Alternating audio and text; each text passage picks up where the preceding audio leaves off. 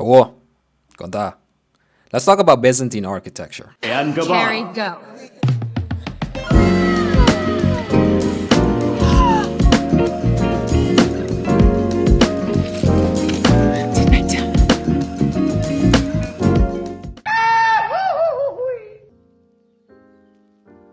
As the architecture of the Byzantine Empire, the eastern cousin of the Roman Empire after it fell in the west. So we're continuing on from the Roman architectural style video. Link above in the cards and the description below.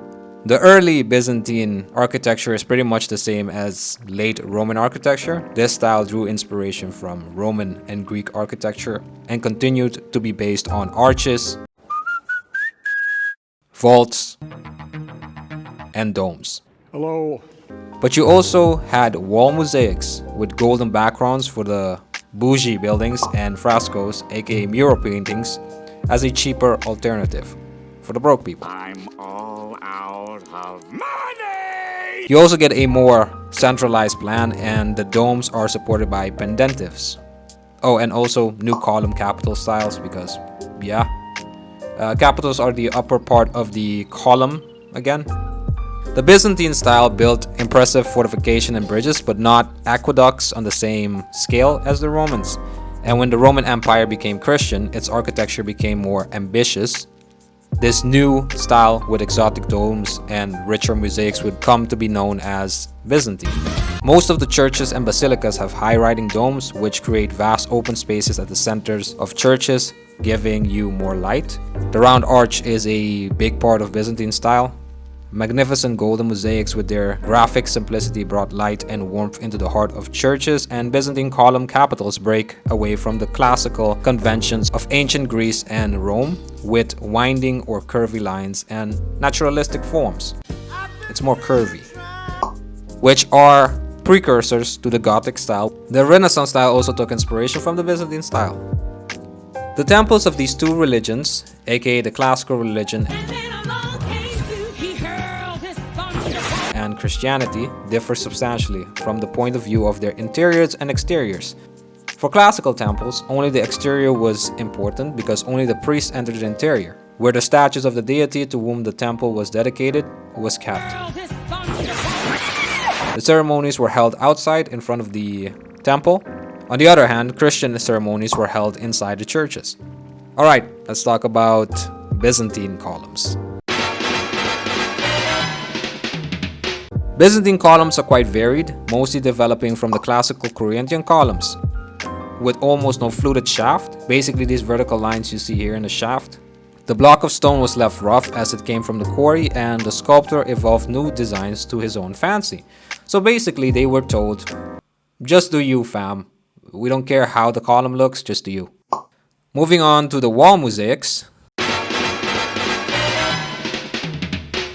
Byzantine mosaics can trace their origins to the Greek tradition of road building, since Greeks' roads were often made using small pebbles organized into patterns. OCD. The mosaics were some of the most popular and historically significant art forms produced in the Byzantine Empire. They evolved out of earlier Hellenistic and Roman practices and styles. Craftspeople within the Byzantine Empire made important technical advances and developed mosaic art into a unique and powerful form of personal and religious expression that had a lot of influence on Islamic art.